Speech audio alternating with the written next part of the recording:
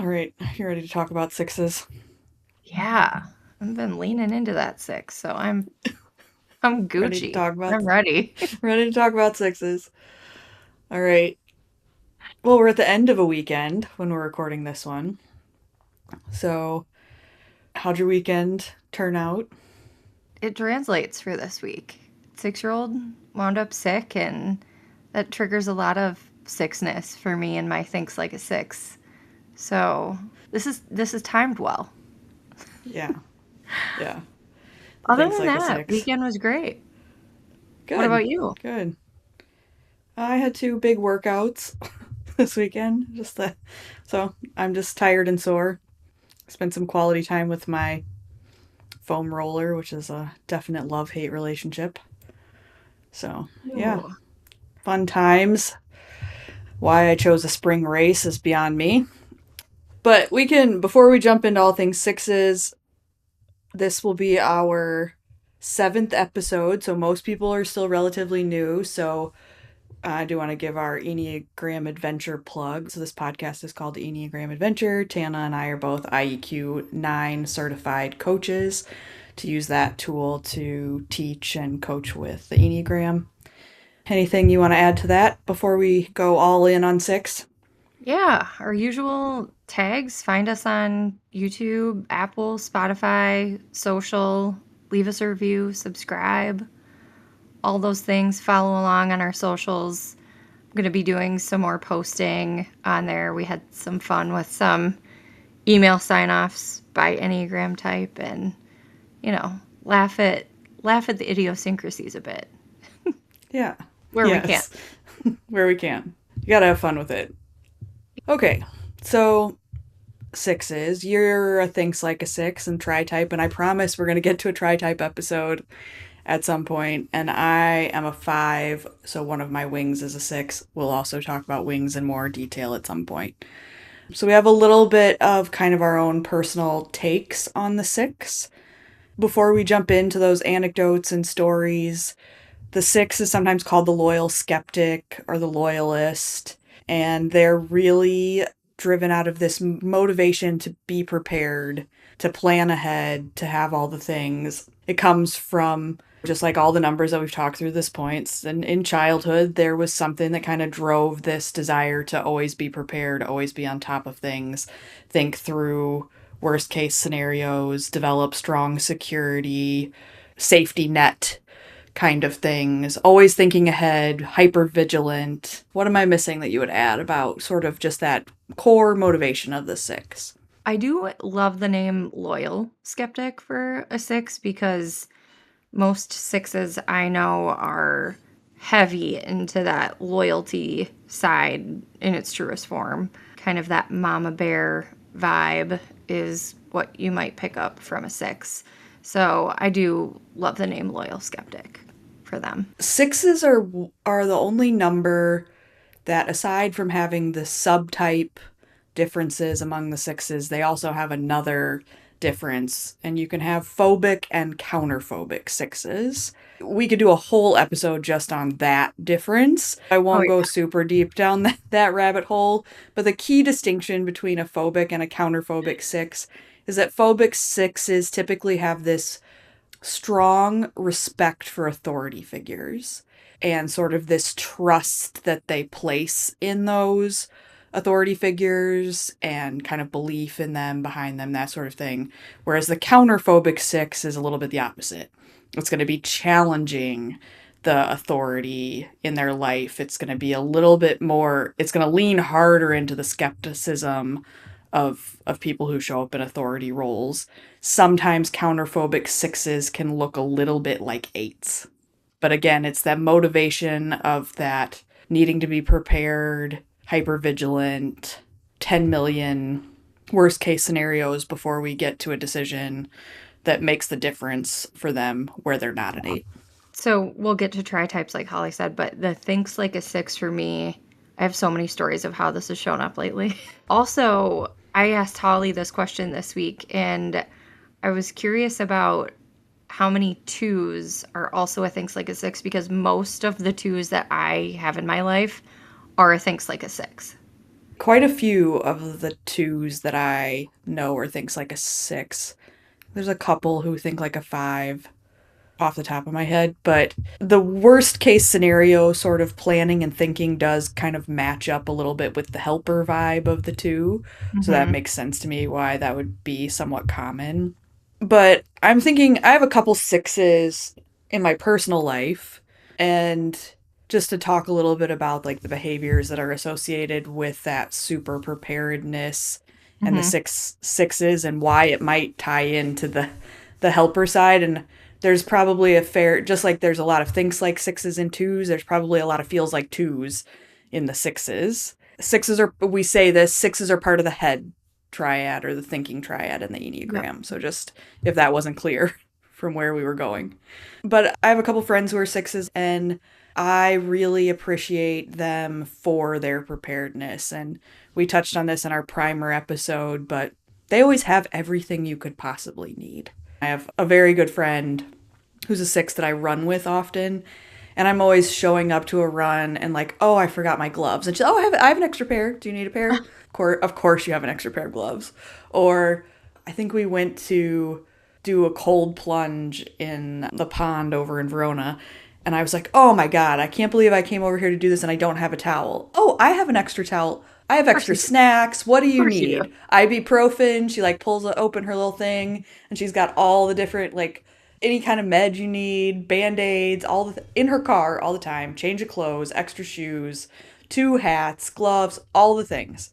And I'm lucky some days that I can make it out of my house with like my work computer, but they're always like 10 steps ahead, right? What's all the things I could Mm-hmm. possibly need?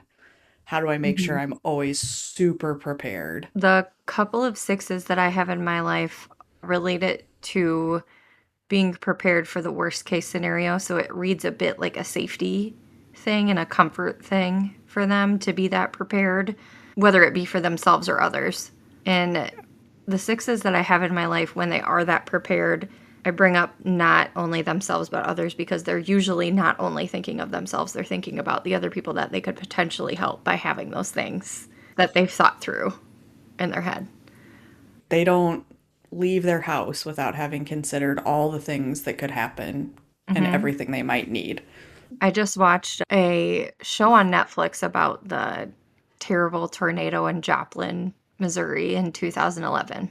And it's so funny because I could like literally pull up my Amazon cart for you right now. I have like emergency blankets, water, like all this stuff. And I'm Oh, like, I'm going to keep this in a tote in my basement. It's like the impulse is just so easy for me though. So I'm like, and I share an Amazon account with a family member, and she calls me the next morning. She's like, "What the hell are you preparing for?" summer Like storms. It's fine. It's fine. Yes. which That so is definitely, she is a six, of and course, yes. she's like, "Oh my god, I need to watch Yeah, like a little it's one weather of the radio, batteries." yeah, Like, Reese. Yeah, even my wing six does not express itself quite like that in the same way. Mine expresses it more in the overthought, and it's a lot better. We talked about this when we talked about fours. It's a lot better than it was when I was younger, but for me it expresses itself in overthought. So when the six comes up for me, it's usually in this something has triggered something in me, right? And I'm like, okay, now we have to think about solving this problem. Here's all the different mhm, ways we need to solve this problem. Or it can become, it's generally in a thinking pattern that becomes a little scarcity minded for me. mhm, Because I won't necessarily go then do the things that the six would do to be prepared. So even when you talk about, mhm. and that's so common for them to have the little window breaky seatbelt cutter thing in their Oh, car. And that would never enter my mind. I wouldn't think of that as a thing I should yeah. be worried about.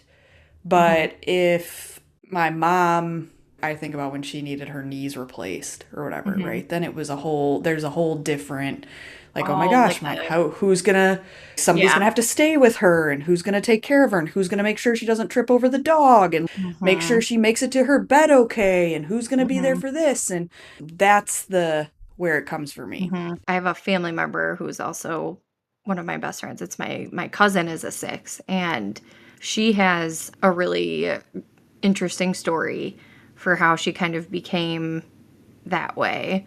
So she would be a fun one for us to talk to sometime, but Yeah. she is also the one that like caught it was this point of attention where I found out that she was a 6 and so many more things made sense about her. She was somebody I grew up with. She was like a sibling to me. So we saw a lot of similar things, grew up in similar kind of household situations. And now I don't want to tell her story for her, but her 2 amazing kiddos also have some additional needs.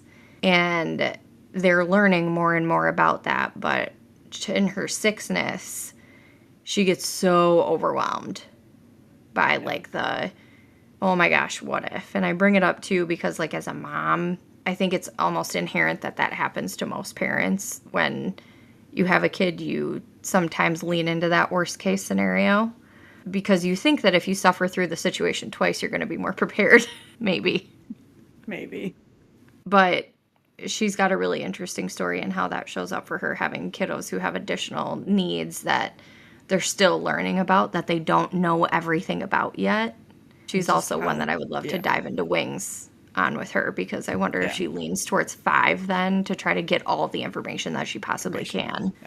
I've heard 6s say things when I first was learning about the Enneagram and I was taking class and there were 6s in the class with me. It was during the pandemic, so imagine like that time for 6s. Wow. But I remember a woman talking, who was a 6, talking about this weight of the world that she was carrying and Hmm. this in her mind, the scenario planning that she was doing on behalf of the government. Like it's not real. She didn't work for the government, but in her mind she was like, well, if the government would just do this, this and this, and if we could just here and here and here and this plan and this plan and like she's carrying the literal weight of her, she was Canadian, of Hmm. Canada on her shoulders and having to like tell herself, wait, it's not my job to lay awake at night and solve the pandemic for the Hmm. country of Canada.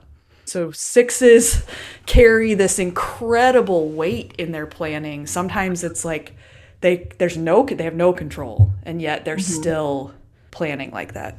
So I can't even imagine when you've got kids where you It's you wild. do want to have control. It's wild. The thinks for me, I'll be really curious to see how that number and the feeling that I have evolves through time because even now, and I was just telling you this the other day, I think I've been in that 6 energy lately with you.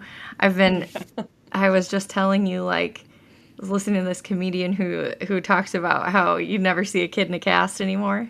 And Holly's like, "Well, let's think about that for a second." I'm like, "No, just listen. I walk behind my kids so they don't fall. What's wrong with me?"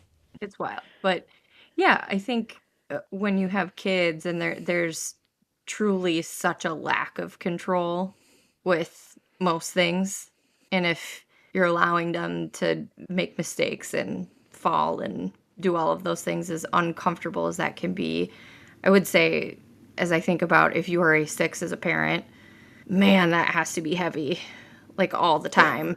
So to your point They about the weight of the world, that, and I see it so many yeah. different ways.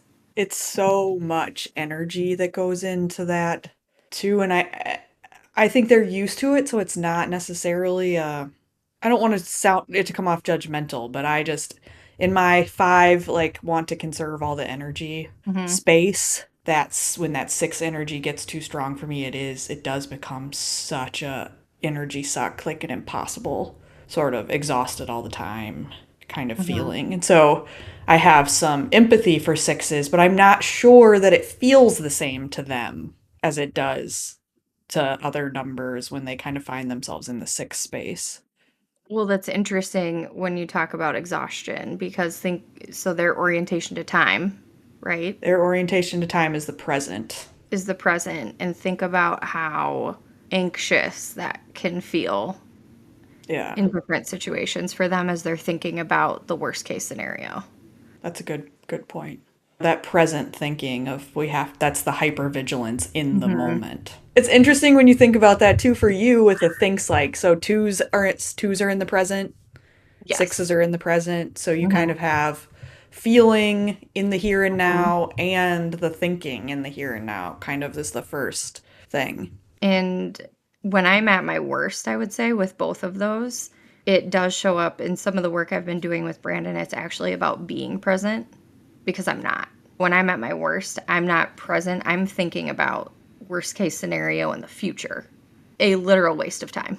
Like that's an energy suck and time and energy that I will never get back if I continue to do that.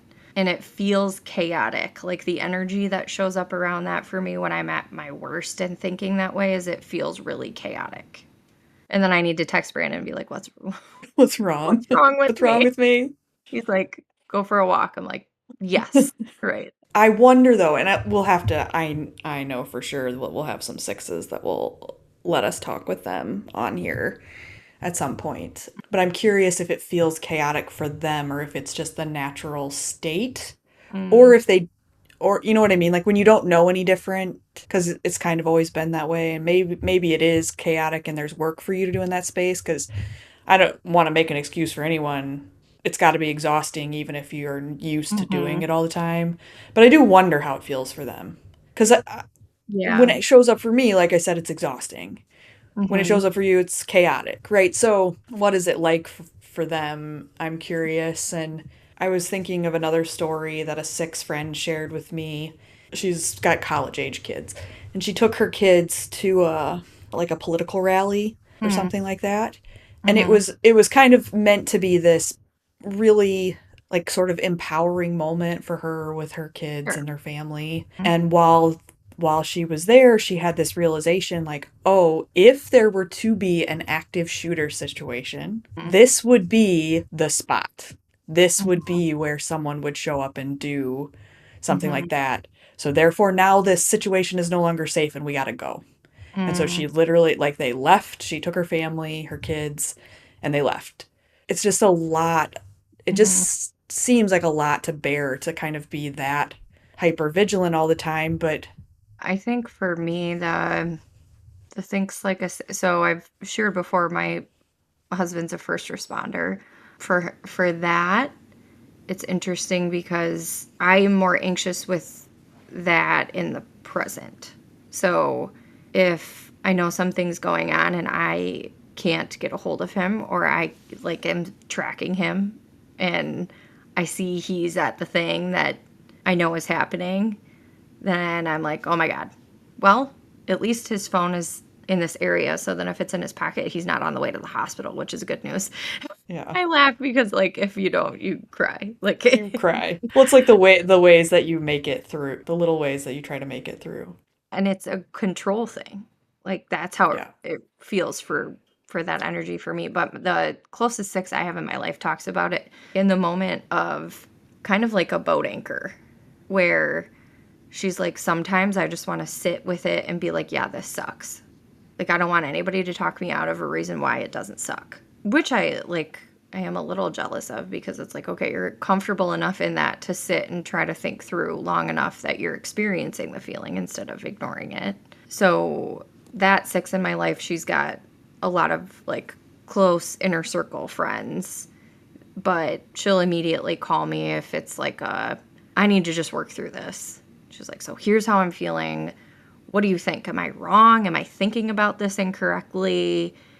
So that might be another skill of a six where they might be more open to additional what if scenarios if they're trying to think through something that they're maybe telling themselves or they don't know for sure is true. I do think that with a few of the sixes in my life when they do open up, sometimes they're sort of all the scenario planning thinking is actually can be productive. But as we were talking through this, I was thinking about, you know, within every triad, there's a number that's internalized, Yep. contradicted, and externalized. And get that all straightened out in my mind there. Hmm. And sixes are within the thinking triad, which is five, sixes, and sevens. They are contradicted, which means that they both have productive thinking And I mean, I think everybody has unproductive thinking, but sometimes the spiral for them is it can be very unproductive. And Hmm. an example I'll give of that kind of thinking is there's one six in my life, and she was talking about packing to go on a trip. And in the middle of the night, like 2 a.m., the thoughts in her head were, if I pack that sweater, I'm going to need those leggings. But if I take those leggings, then I'm going to need those shoes. And if I take this, then I'm going to need that, then I'm going to need this. And like she laid awake for hours thinking about what she needed to pack for the Hmm. trip, which is, and again, I know there's probably other numbers that do something similar to that, but Right. that's very unproductive. It would have been more productive for her to get up and actually go pack it rather than lay awake Write it worrying down. about I it. don't know. Right. Like Yeah, or write something. it down. Yes. Get sleep. But instead That's it became productive. this like this loop that she just laid awake and thought about Oh trying to prepare for the man. trip. Oh, that's a lot. I think about that six energy in terms of being productive, where when they are focused on, so I have a six in my life who actually, a same six I've talked about, she works with who are in the court system. And so these kids are in a very terrible situation, coming out of a very terrible situation. At home, they're minors. And that vigilance, it's like, that's one of those people where you're like, ideal number to be working in that job, to be thinking Yeah. about how do I make this better for them? Like, what are all the possible scenarios that I can protect them from? And here's how. Same with like, God, I want like these days, I'm about to get on a plane. I want a six flying that plane. Yeah. Flying the plane. Yeah. Prepared for everything. My Like, close friend who's a six is a nurse. It's the same idea, right? Like prepared for yeah, everything. yeah. Yeah. Like, you're going to perform brain surgery on me? Be a six. Can I ask people that question? Be like, I need you to take this assessment before you can do surgery on me. not And me if you're not a calling my six, I kid need a, yeah, pediatrician tomorrow. option. I'm gonna need you to take this I need a test. second opinion. Right.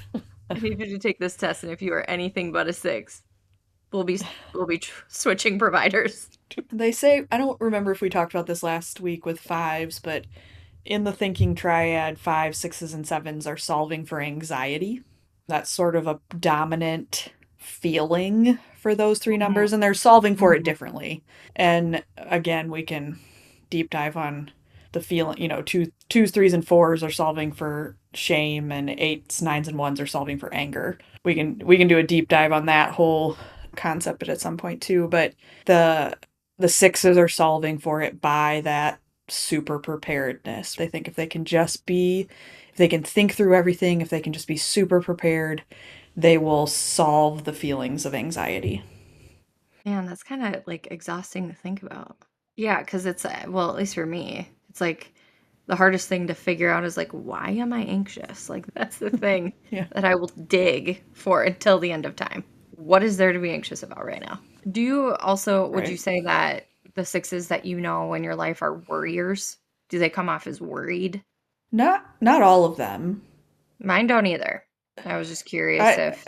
I was gonna say I think the twos in my life come off more Hmm. worried to me than sixes, and I think some of the reason that the six doesn't come off worried is because they've already thought it through. They've already prepared for. There's not anything for them to worry about because they've already figured it out, or they think they Right. have. Right. Like they can Yeah. show up so unbothered.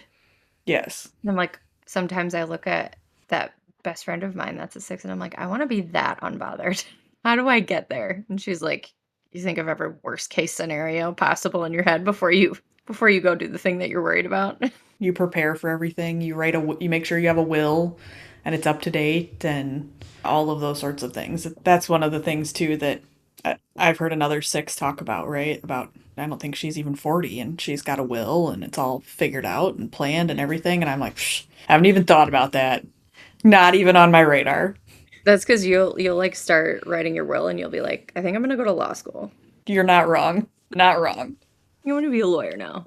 Yeah, the five is like, oh, there's something else to know. I'm gonna go Yeah. find out about that. Yeah. Famous sixes? We. I'm trying to think of, there's a woman named Ashton Bry, who's the one when I teach the Enneagram that I Mhm. often bring up, and she's an Yep. artist.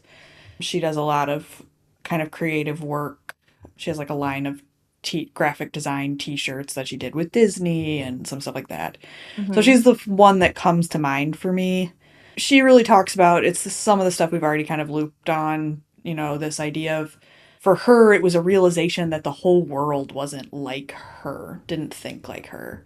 And that was kind of her awakening in the moment. She just assumed growing up that everyone was always on high alert and prepared and scanning the Mm-hmm. horizon, so to speak, for danger. And she talks about that, right? That it was just kind of a surprise to her when she realized, oh, 90% of the world is not showing up like that. Remind me when you teach it, sometimes you use Schitt's Creek. Who's your sixth Oh, character? yes, yep. David Rose is the sixth character, right? He's the one who's always the thing that I point to for him and his sickness is when they're choosing beds in the hotel room and he's like, Mm-hmm. I need that bed because if somebody breaks in here and is going to murder somebody, they're going to do that one first, and so I want this bed. And it's another, while it's meant to be funny, it's sort of that, like who thinks that, I don't know who thinks of that, but a Mm-hmm. six would think of that. Yeah, I love that reference to him because if you also think about it, he's kind of doing that for the family in the background all the time. Where like something wild will happen and he'll be like, "What are we gonna do about that?" Immediately Yes. jumps into like, "What the fuck?" Well, and his when he does the like this deep aching sense of dread, right? Yeah, So impending doom. Yeah. impending doom when we're all planning for that, preparing Yep. for the worst. We talked about the six like having all of the stuff with them all the time and being a great friend because they're always prepared for everything.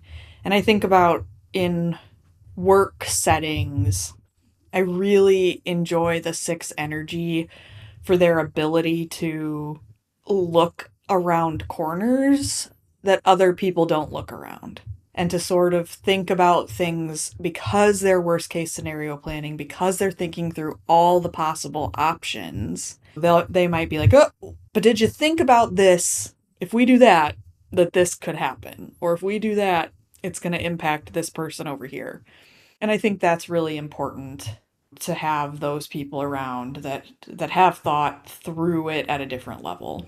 I will say on the what can happen where sixes often get misunderstood and where they have their own work to do because every number has their own work to do is they can come off as pessimistic or always negative.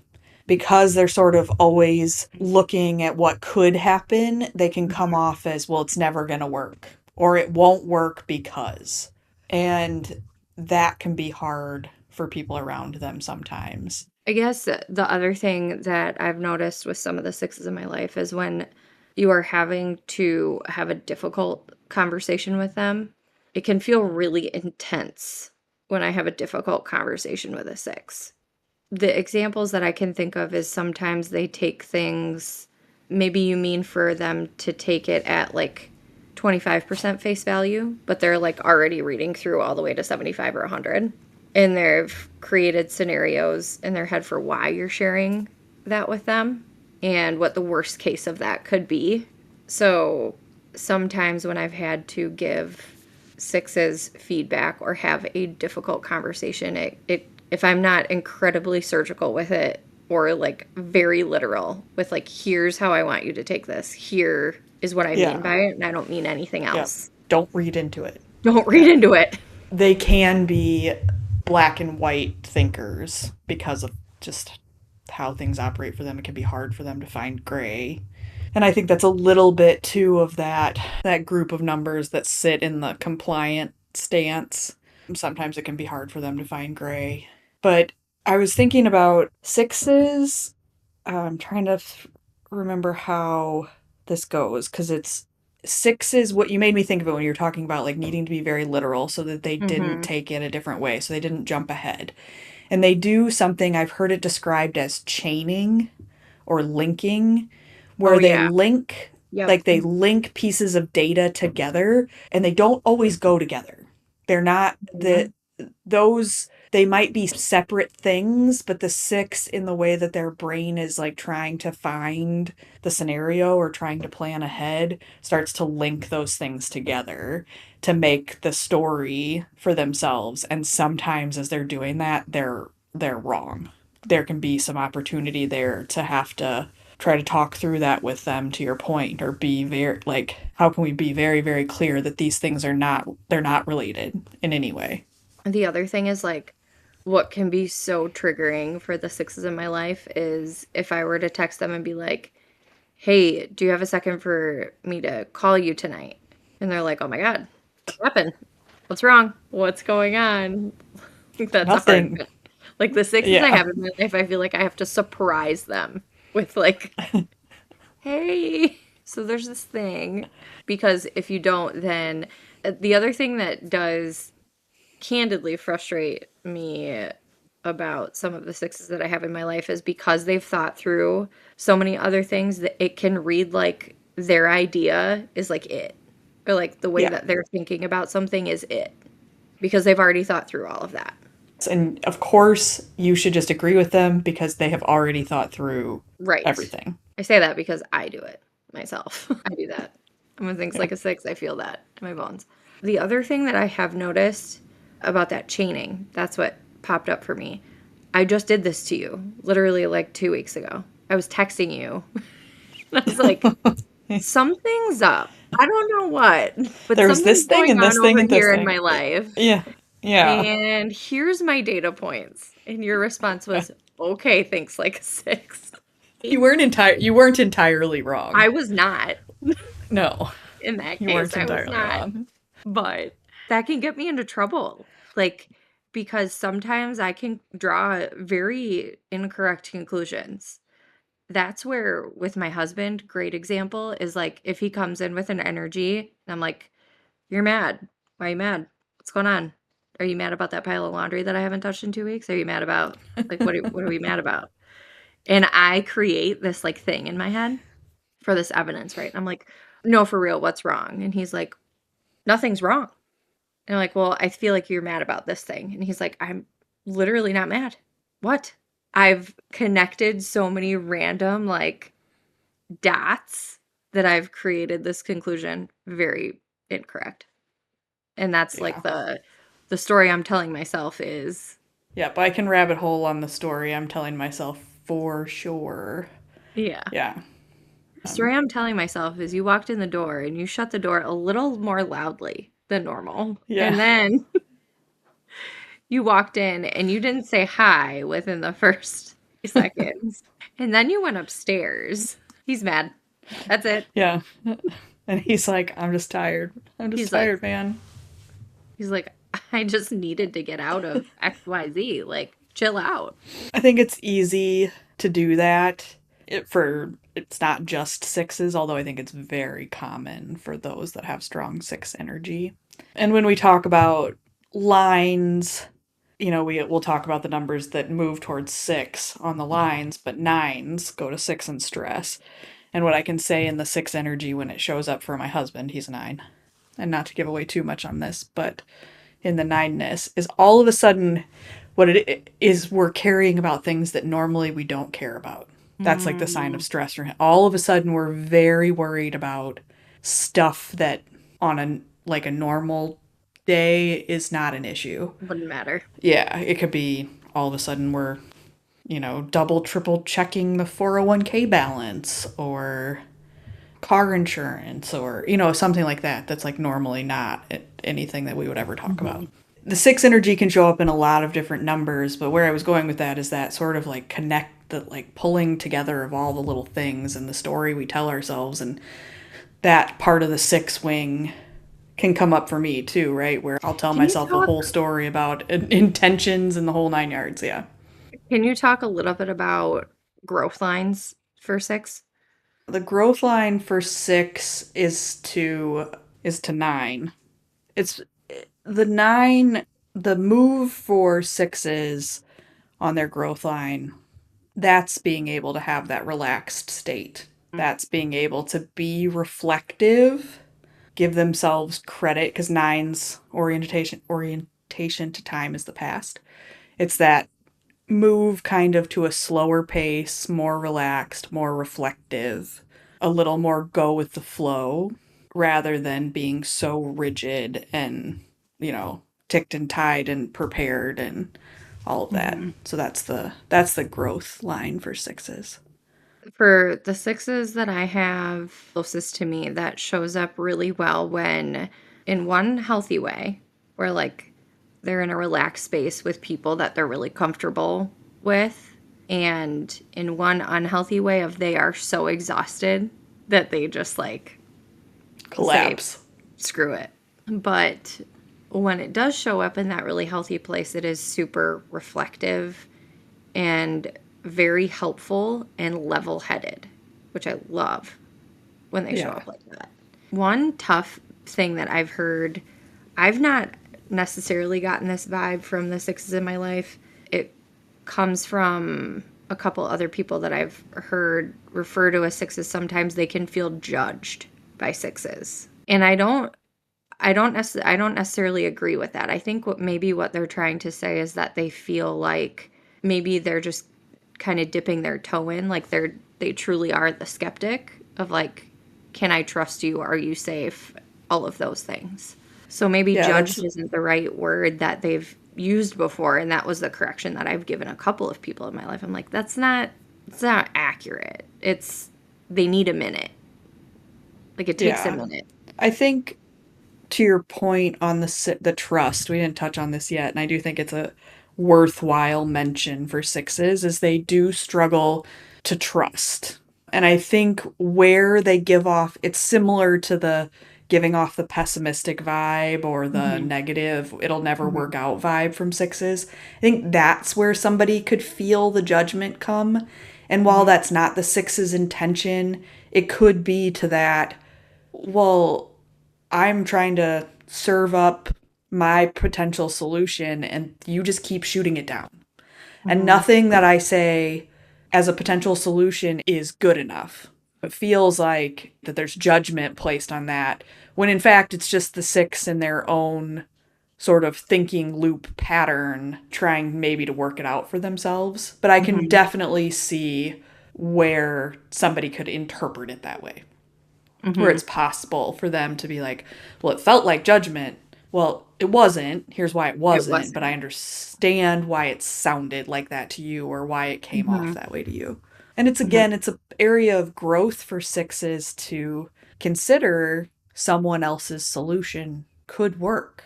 And Yeah, just because they didn't think about it 10 different ways doesn't mean it's a bad idea. that's definitely growth work for a six. Where can Yeah. you accept someone else's idea, even if there could be mistakes or flaws? What small mistakes and flaws can you allow to happen just to experience it? I love the sixes in my life. There isn't one of them that I don't appreciate for whatever it is that they bring. Me And they're too. all they're all like a little different too in the way that they sort of bring their preparedness. Some of them kind of do it in a more like methodical kind of way and some of them kind of try to bring humor with it because I think they see their own sort of thinking pattern and they try to make light of it. And I appreciate all those things, but if I had like a hope for a six, it would be that they find ways to set down some of that weight of the world that they carry and allow allow a little bit more life to happen for them Hmm. wherever they can. It would be okay to not have all the extra things. It would be okay to not know where the parking spot is and show up to the thing anyway. Or some things like that. And how can you find some joy and some growth in those kind of opportunities, even if they're just little places for you to stretch that muscle of not knowing. All really great points. Yeah. I just like hope for a little rest for a six. You know, what does that look like for them? I don't can they? That'd be a I, question when we I interview one. I'm gonna be like, can you rest? Do can you know you how? rest? Yeah. Like really truly rest. Define Not like contentment. numb. Yeah. Yes. Not numb out, but like truly. rest. Yeah. Define contentment for me. And Yeah. what Yeah. does that feel like? You and your friends, the threes. Brandon asked me about that one time. He's like, when have you felt most content? I'm like, I don't know. That is a hard question. How do you identify those times? Well, I think everybody Mm, defines contentment a little bit different. It's like, for me, it is when I've had my workout in, my house is clean, my kids have had dinner, baths are done, and we finally just have like, it's just a minute of there's nothing to like do or be worried about. That is if we do all of that before a reasonable time and they actually go to bed on time. are you an acts like a one? Yeah. It's like that just sounded very Yeah. that some of that just sounded very one. She's an acts like a Yeah, one with like big a one. three energy right next to that too. It's interesting because I don't think of contentment as I don't think of it like in a task list way. Mm. When I think about contentment, I think about like moments, right? Where my husband and I love to travel to California. And I think of moments like where we're driving down PCH and it's like beautiful and there's like this strawberry farm that we always stop at, right? And it's like these sort of moments like that I associate with contentment. They're Oh, often also linked to things that we feel really like free for me, where it's like you're not saddled to something you have to go get done. yeah, that's interesting. We should ask that question when we have Yes. people. I'm like, Yeah. define contentment for you. Is it a list? I don't know. That's probably like four energy for me in that, like, or seven maybe, but yeah. I think that's an area of opportunity for me to keep working on with Brandon because, like, what is beautiful about a list? Nothing. Yeah. I also, That or I okay, need if we more were to think vacation. about maybe you need more vacations. The other thing that makes me think of contentment is I also love the like really good coffee shop sort of vibe. Ooh, Like yeah. I can Okay. find contentment in those kind of spaces too, where you go to the coffee shop and you get like the beautiful cappuccino stay mug and it has the art on it and like there can be like contentment for me in like those sort of moments too. Says the feels like a four. Well, actually, there was like a little one today where sick one was like kind of drifting in and out, and it was raining. My youngest one was in bed, and I was like listening to the rain, and I like dozed off. I was like, Yeah. ah, that was nice. Maybe that's it. There you That go. was nice. That was contentment until I was like, ah, crap, I gotta go to Walgreens to get more cold medicine. He needs a melatonin gummy. We gotta get some of those. It was right And we're back. back with a list. And we're Yeah. back. We're back to our regular scheduled programming with a list of stupid things that are optional mostly. Well, what have we missed with sixes? Anything we talked about? Or we talked about Yep. feedback. Talked a little bit about their lines, what we hope for them. I think we've covered a Hmm. lot of it. I always feel like every time we do one of these, and that maybe this is the six wing coming out in me, where I'll be like, oh, we could have said this and this. I forgot to say. So I know. I know. there'll be more episodes, and we'll definitely get some sixes to interview. Yeah, Once we get through the numbers, and we're getting I'm excited about that. closer. We're we're on the downhill side of deep dives into the core numbers. Next week we'll talk Hmm. about sevens, the bright and shining sevens, That's going to be a good one. and we both know a good amount of sevens. Then we'll be into the eights and nines, and then we'll start diving into all the nuancy things that we've touched on in all the episodes so far. I guess the only thing I would say, kind of as we get ready to close this out, is Tana shared it in the beginning, but follow us and all the social places. We'll link all of those in the show notes. And we love to hear from you guys. So if that's comments on the social posts or if you have questions you want to reach out with, you can email us at enneagramadventure@gmail or DM us on Instagram or TikTok Yep. or drop a comment on the YouTube video. If you know us personally, we also will accept questions via text if you would like to have us bring something up specifically or talk through something specifically. Thanks, All right. Holly. Yeah. We'll talk to you guys next week, all about sevens. All right. Big All seven right. energy next week. See ya. Yeah. Bye.